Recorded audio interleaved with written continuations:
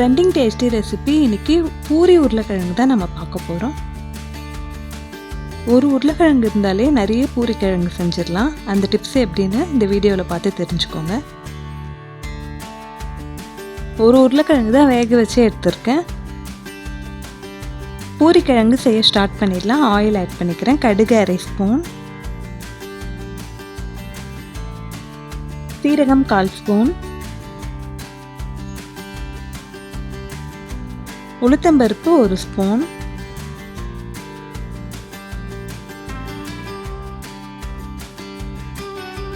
பருப்பு நல்லா ஃப்ரை ஆகட்டும்.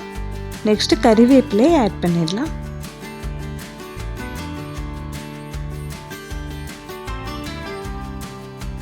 மூணு வெங்காயம் நல்லா நீட்டாக கட் பண்ணி சேர்த்துக்கிறேன்.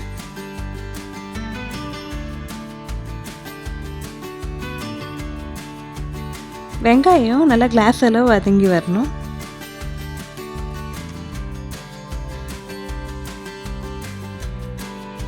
இந்த பூரிக்கிழங்கு ரொம்ப ருசியாகவும் இருக்கும். செய்யறதும் ரொம்ப சிம்பிள். கண்டிப்பாக வீட்டில் ட்ரை பண்ணிட்டு எப்படி இருக்குன்னு மறக்காமல் கமெண்ட்டில் சொல்லுங்கள்.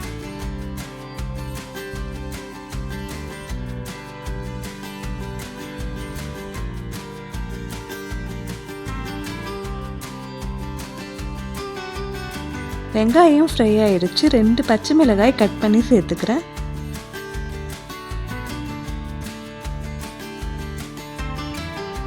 வெங்காயத்தோட பச்சை மிளகாயும் நல்லா வதக்கி விட்டு நெக்ஸ்ட் இஞ்சி பூண்டு விழுதை ஆட் பண்ண போகிறோம்.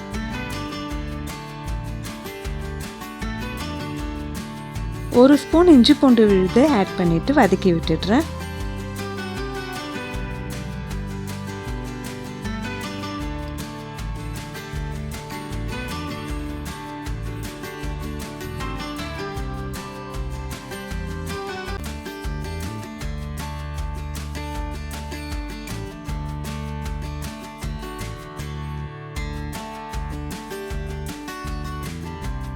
ஆயில் ஆட் பண்ணிக்கிறேன்.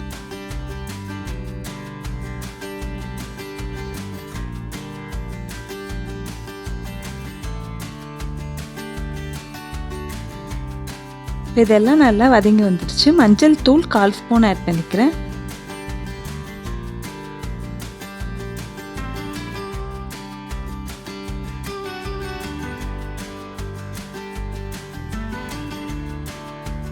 ஒரு கப் வாட்டர் ஆட் பண்ணிடுறேன்.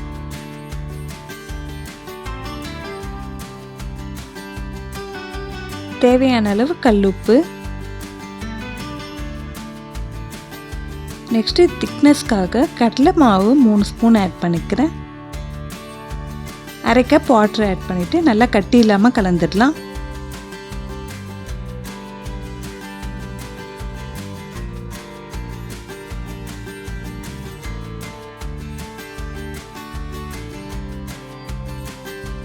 இந்த கடலை மாவு தண்ணி சேர்க்கறதால பூரி உருளைக்கிழங்கு ரொம்ப டேஸ்ட்டும் அதிகமாக கிடைக்கும். ரெடி ஆயிடுச்சு. உருளைக்கிழங்கு நல்லா தோல் சீவிட்டு மேஷ் பண்ணி வச்சிடலாம். மேஷ் பண்ணி வச்சிருக்க உருளைக்கிழங்கு இந்த கிரேவியில் ஆட் பண்ணிடுறேன். இதை நல்லா கலந்து விட்டுடலாம்.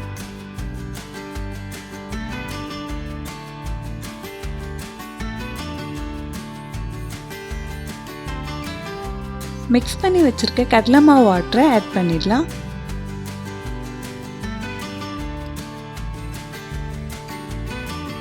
கடலை மாவு வாட்டரோட இந்த உருளைக்கிழங்கு கலந்து விட்டுடுறேன். கொதிச்சு வரட்டும்.